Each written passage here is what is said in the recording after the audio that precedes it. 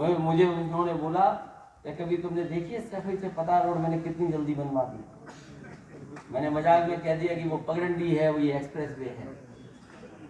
मैंने कहा देख करके आओ तब पता लगेगा सड़क मजबूत कैसे बनती है। और मुझे याद है जब तारीख तय हो गई, सभी कंपनियों ने तय कर लिया कि हम कम समय में बना देंगे, और जब नेताजी से कह दिया कि हाँ इतने दिन में बन करके तैयार हो जाएगी, तब नेताजी ने उस सड़क का शिलान्यास किया। जिस दिन शिलान्यास किया उस दिन भी नेताजी का जन्मदिन था, और जिस दिन उद्घाटन हुआ उस दिन भी नेताजी का जन्मदिन था। और 23 महीने के अंदर आगरा लखनऊ एक्सप्रेस सड़क बना करके खड़ी कर दी। और जब उद्घाटन हुआ था तो नेताजी के लाए हुए, नेताजी के सबसे बेहतरीन खरीदे हुए उसी समय के सुखोई विमान को भी सड़क पर उतार करके हम लोगों ने उद्घाटन करने का काम किया। इसलिए ये जितना विकास दिखाई दे रहा है वो सब नेताजी का है। और हमारा आपका कोई आसक्ति नहीं रहता अगर नेताजी हम लोगों को आगे न बढ़ाते। इसलिए नेताजी के ना रहने पर ये चुनाव होने जा रहा है। और लोग तो कहते हैं कि जो अच्छे लोग होते हैं वो कभी मरते नहीं, हमारे आपके बीच में ही रहते हैं और आत्मा कभी खत्म नहीं होती। और कहीं ना कहीं नेताजी ये देख भी रहे होंगे कि हम लोग आने वाले समय में क्या फैसला लेने जा रहे हैं। और ये शुरुआत है कि हम सब लोग एक हो गए। आने वाले समय में परिणाम बताएगा कि ये परिणाम कितना बड़ा होने जा रहा है। और सैफे के लोग अगर मना लें, सैफे के हमारे ये सभी कार्यकर्ता नेता जो बैठे हैं, अगर ये गांव-गांव जाकर के मना लेंगे तो शायद ही कोई खिलाफ वोट डालने जाएगा। क्योंकि सड़क पे सब चलते हैं, अस्पताल में सब आते हैं, एम्बुलेंस सबके लिए है। जो काम हुए हैं वो सबके लिए हुए, किसी एक के लिए नहीं हुए हैं। ये तो बीजेपी का प्रचार है और हमसे विरोध करने वाले लोगों का प्रचार है कि हम एक ही परिवार की पार्टी, एक ही जाति की पार्टी है, एक ही धर्म के लोगों को सहारा देते हैं। ये केवल हम लोगों के खिलाफ झूठा प्रचार है। नेताजी ने हमेशा भाईचारे की राजनीति की, नेताजी ने हम लोग को सौहार्द की राजनीति सिखाई है और कैसे लोगों का सम्मान करना है उस रास्ते को दिखाया है। इसलिए हमारी आपकी जिम्मेदारी बनती है कि जब नेताजी नहीं है तो ऐतिहासिक जीत दिलाने का काम हम लोग समाजवादी पार्टी की करें। इन्हीं शब्दों के साथ मैं बहुत बहुत धन्यवाद देता हूं। और यही मैदान है जहां पर हम लोग क्रिकेट खेले हैं, यही मैदान है जहां आप लोग बैठे हैं, यही हमने क्रिकेट खेली है। राजनीति में आ गया तब भी क्रिकेट खेली है। और ये जितने पेड़ हैं, शायद चाचा जानते होंगे, ये सब पेड़ हमारे लगाए हुए हैं। ये जितने पेड़ आपको दिखाई दे रहे हैं, क्योंकि इतने रे का इलाका था ये कि जब भी पेड़ लगाते थे पेड़ मर जाता था।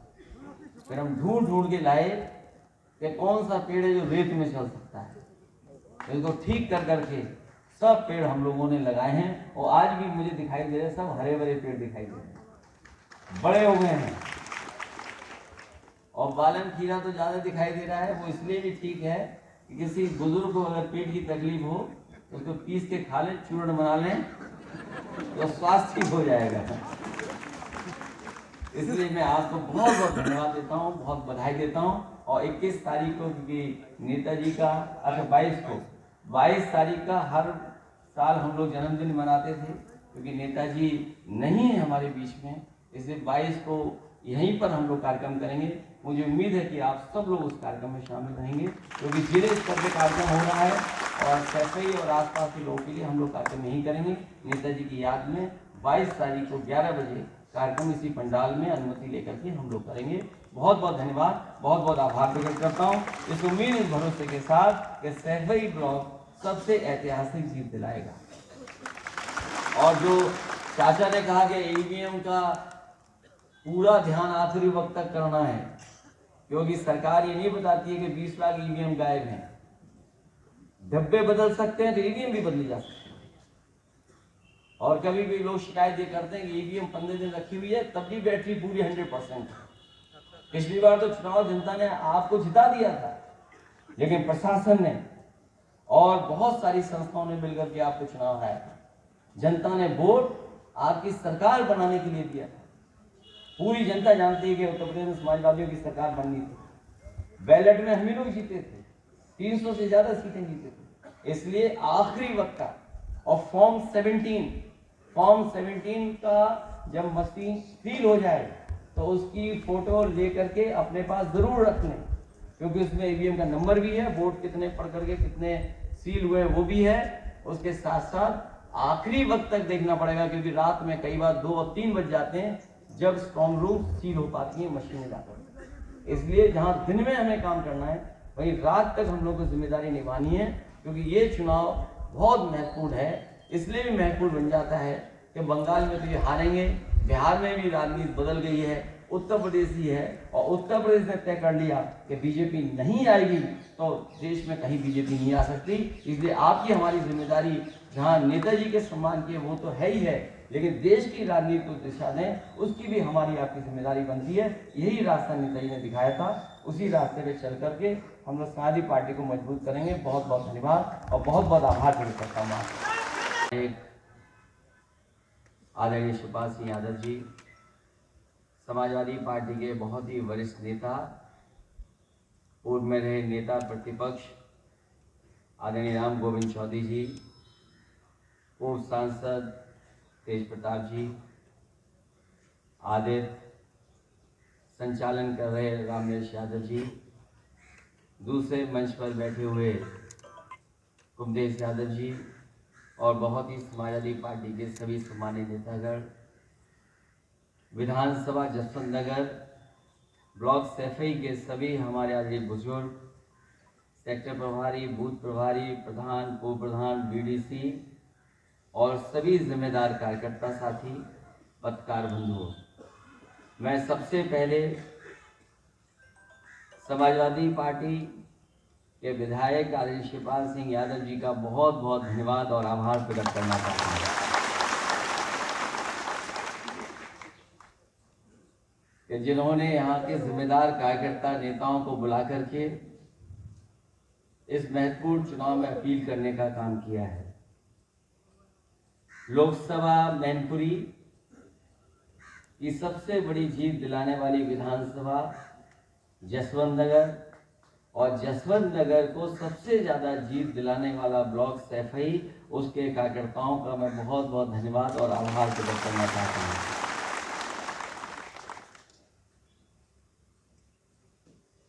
आने वाले चुनाव में जो 5 तारीख को होने जा रहा है, बहुत महत्वपूर्ण बातें पहले भी कही जा चुकी हैं और बाद में भी कही जाएंगी।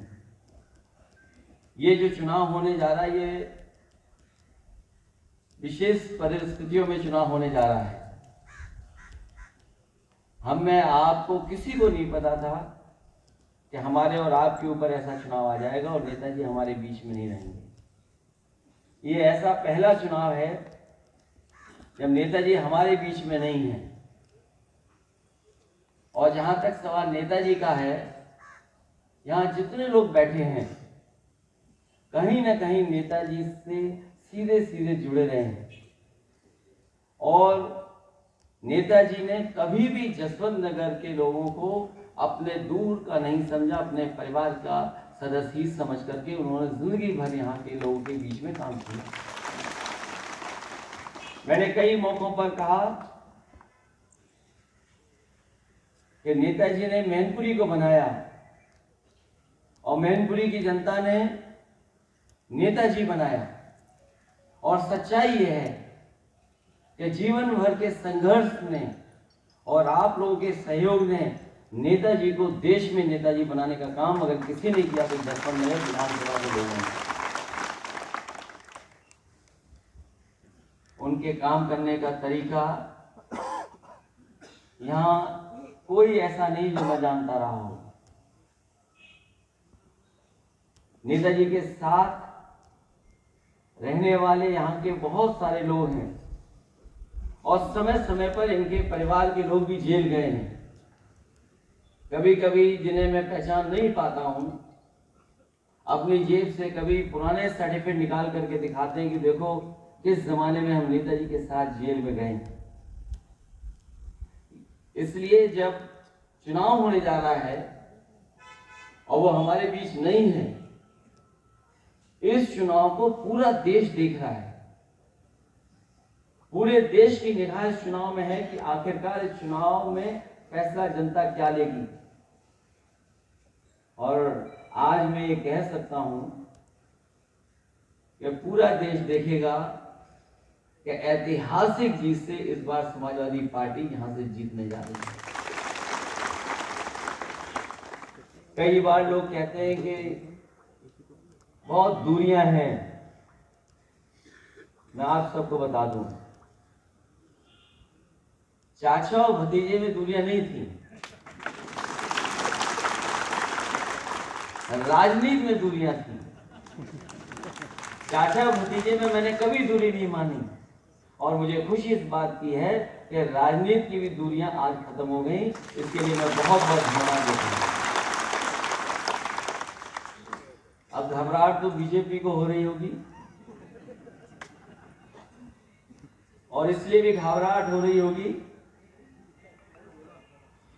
कि वो जानते हैं कि जसवंत नगर ने अगर मन बना लिया और करहल साथ चल दिया, मैनपुरी ठीक हो गई, किसनी के लोग मन बनाए बैठे हैं और भूगांव भी जीतने जा रहे हैं, तो सोचो परिणाम क्या होगा इस बार। बहुत सी सरकारें यहां के लोगों ने देखी हैं,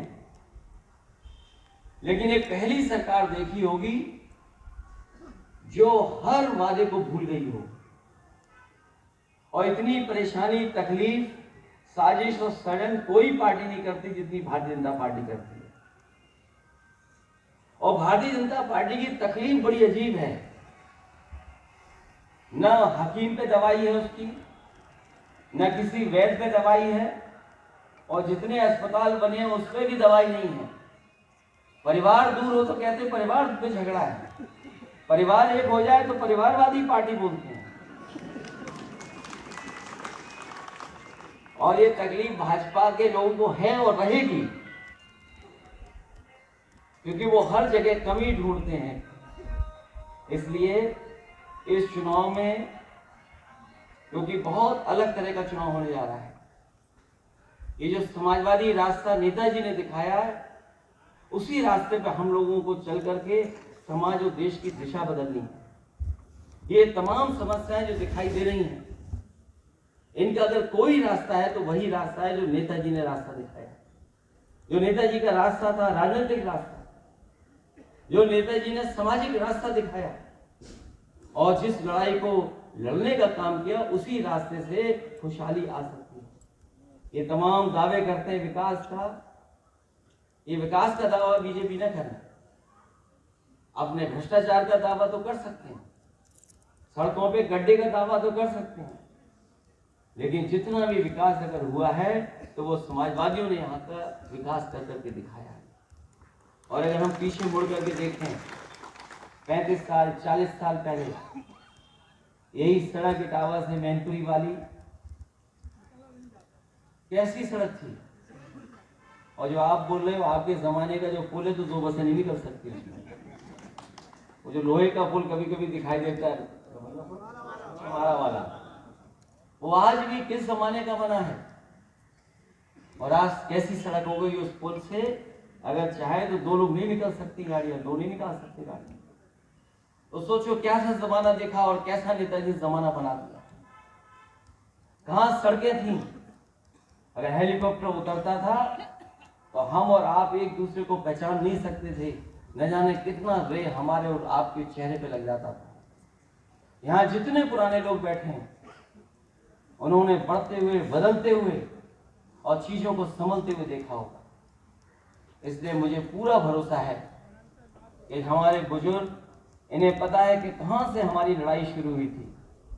आने वाली पीढ़ी को शायद उन चीजों की जानकारी हो न हो, लेकिन पुराने लोगों ने जो संघर्ष किया वो हमें याद रखना पड़ेगा। और नई दिशा में जो आने वाले समय में हमें नेताजी ने जो दिया है समाजवाद, जो आज तक हमें लेकर के यहाँ तक आए, नई पीढ़ी की जिम्मेदारी बनती है कि अगले 50 साल वो आंदोलन को और उस विचारधारा को कैसे लेकर के जाए।